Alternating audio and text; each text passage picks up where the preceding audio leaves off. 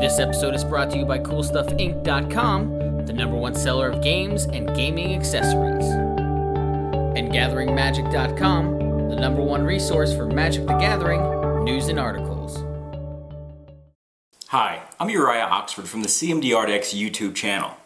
Today marks my 200th Commander deck tech on this channel. So whether this is your first time, you've seen all 200, or any in between, thank you for watching my videos. It's because of you watching that I do what I do. In order to commemorate my 200th deck tech, I'm going to show off one of my own decks, something I've never done as far as a deck tech is concerned on this channel. Today I present to you my Palladia-Mors all white border old frame EDH deck.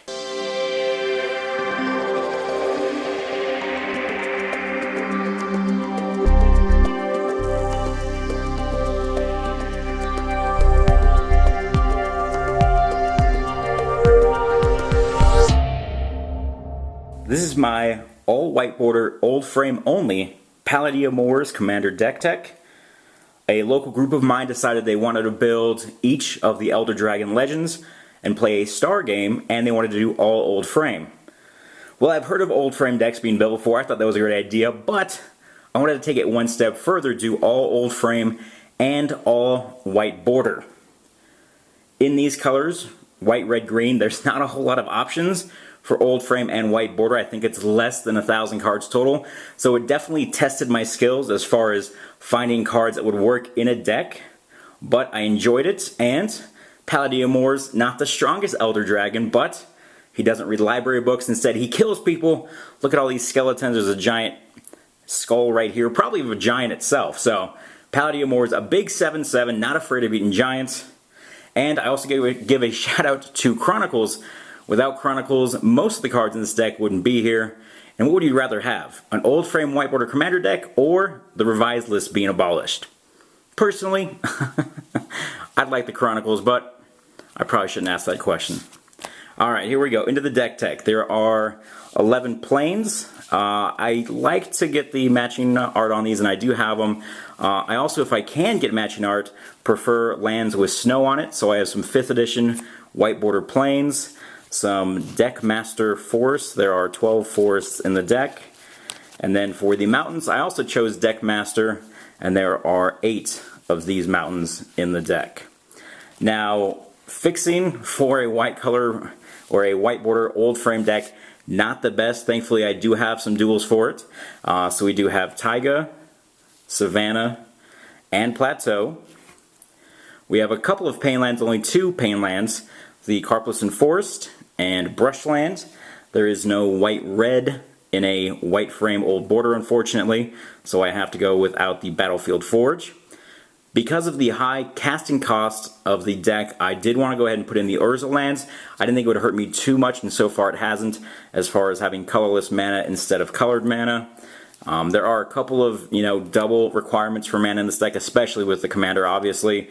But that really hasn't hurt me too much there as far as the Urza lands are concerned. City of Brass is going to give me any color I want, which is very great. And that's basically it for the land, so not a lot of fixing there that you've seen. For other mana rocks, we have Moss Diamond, Marble Diamond, and Fire Diamond.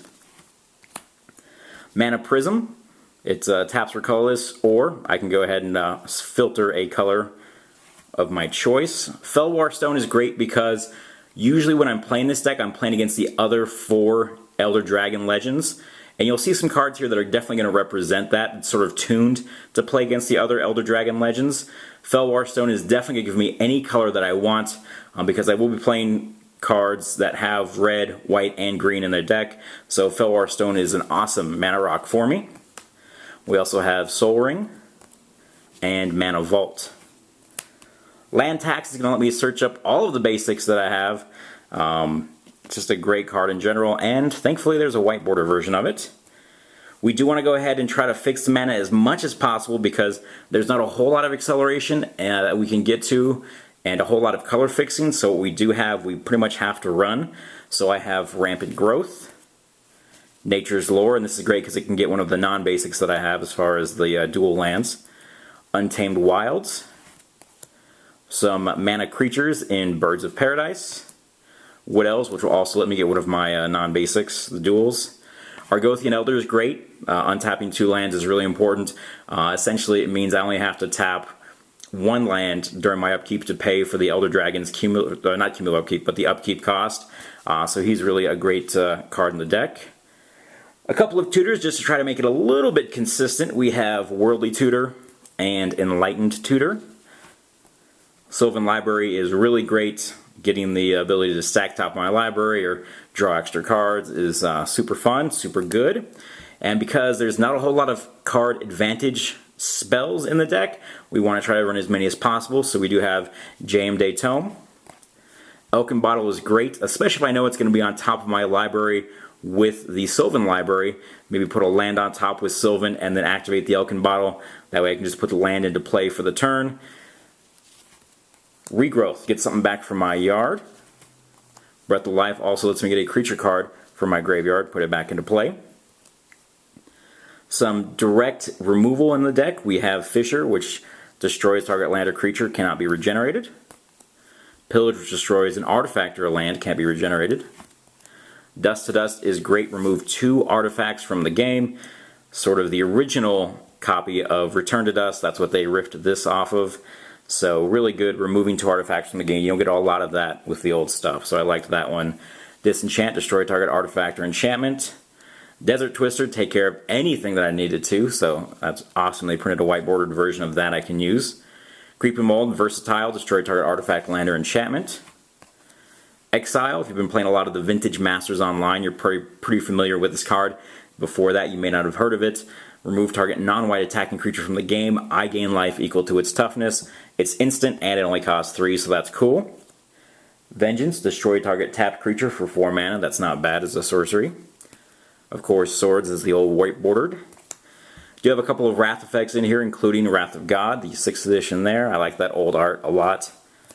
Catastrophe, destroy all creatures or all lands. I've never used this to destroy all lands as far as I've played it yet.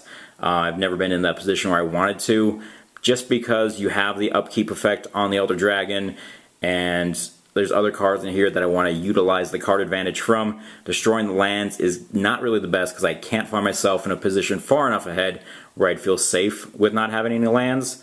So usually this is just a 6 casting cost Wrath of God. Righteous Fury out of the starter edition. Sorcery for 6, destroy all tapped creatures. For each creature destroyed this way, you gain 2 life.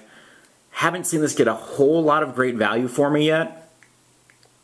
Usually in these 5-player Star Elder Dragon games, people aren't swinging out a lot. There's not a whole lot of creature damage coming through, so I might hit a couple of cards with this, but I haven't really seen it wipe all of my opponent's board to leave me in a really great position. But the life gain, that is helpful, and destroying a couple of creatures is usually pretty worth it there, even for the 6 mana. I have Discs, that's another way to destroy the world if I need to.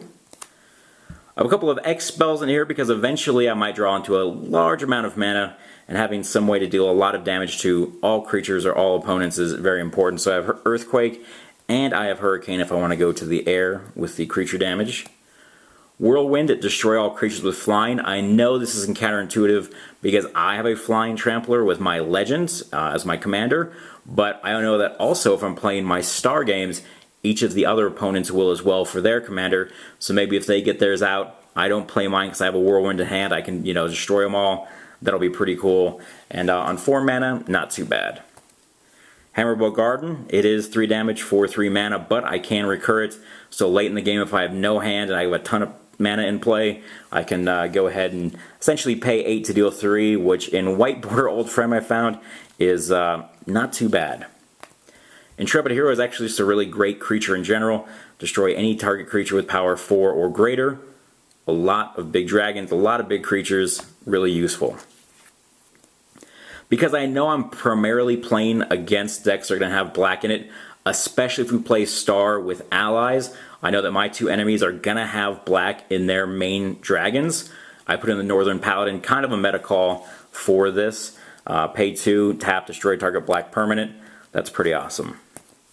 Elite Archer is a 3/3 on 6, but you can tap it to deal 3 damage to target attacking or blocking creature. This makes combat sketchy. People will tend to stay away from me at least, or not attack with creatures that have low toughness. We have Riverboa, Island Walk, some evasion, and regenerate, 2/1 on 2. Pretty good. That evasion is pretty much what I have it in here for. Blinking Spirit, only a 2/2 on 4. Not the best in the world, but the fact I can return it to my hand at any time is great in case someone else pops a Wrath, or if I want to pop a Wrath. It's just going to give me late game inevitability, which is what I'm looking for. Angry Mob, probably the weakest card in this deck, honestly. It's only a 2/2 on 4, just like the Blinking Spirit. This one does have Trample, and it does have the ability to scale really well, especially when I'm swinging. If I'm playing in that 5-player star game, there will be some more swamps on the table. The only drawback is, since the other people in the star game with Elder Dragon Legends are also playing Old Frame, Urborg Tomb of Yawgmoth is not really an option, so I've never seen really huge swings with the Angry Mob like I would if I was facing a deck that played Modern Borders. We have Lurgoth, sort of a pet card of mine. If I can stick him in a deck, I will. There is a white bordered version, which is awesome, and there's going to be a lot of creatures dying, especially late game, so he gets pretty big and can scale pretty quick. Aladdin lets me gain control of target artifact, which can be fun. There's other mana rocks out there that might help me out. Maybe someone else has a disc, I don't want to blow him yet. So Aladdin gives me some artifact control, essentially, which is nice. Sentinel is a great creature. It's essentially a 1/1 on 4, but at any time you can change Sentinel's toughness to 1 plus the power of target creature blocking or blocked by Sentinel. Sentinel is almost usually never attacking for me, but if someone's coming my way with creatures, I can always change his toughness to 1 plus their greatest power of whichever creature I'm blocking, so I can always make it bigger and bigger and bigger if I got bigger and bigger creatures coming at me. Essentially, it's like a wall that sort of doesn't die. It can die, obviously, because it's a creature that can just get killed or disenchanted, but it's very hard to kill through combat damage. Dong Zhou the Tyrant from P3K, you might not have seen this guy before. He's great. I lived the dream once. The only reason I put him in this deck was because I wanted to hit a Nicol Bolas and have the controller of Nicol Bolas take 7 and have to discard their hand. And it happened. I did it. It was great.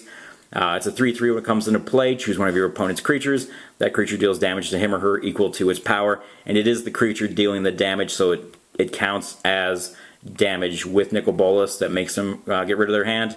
So Dong Zhou is great. I love him in this deck. Guan Yu, Sainted Warrior, another P3K card. A 3/5 horsemanship, so essentially unblockable on 5. And then if he's put into the graveyard from play, I can shuffle him into my library. More late game inevitability. If I shuffle him in, I might be able to draw him again and play him again if he gets killed. Ancient Silverback is resilient. It's a 6/5 on 6, but it has that regenerate. Most of the old wraths cannot be regenerated, but some of them aren't. This also does well in combat, surviving clashes. Beast of Burden, another creature that scales very well, usually the highest power and toughness creature among the creatures I have in my deck, and only for 6 mana. Can't forget Shivan Dragon, the original Terror of the Skies. Don't have a ton of red sources, as you've seen. That's the one I run the least of, but it still can get a little bit of fire breathing, and a 5/5 flyer on 6. Aladdin's Ring, dealing 4 damage for 8 in terms of modern EDH is not the best thing in the world, but in terms of old frame white border, it's actually pretty efficient. So I run the Aladdin's Ring for some direct damage to the face in case it gets to late game. We also have Sacred Mesa, which is a great card I run in my Xur deck. It's so good.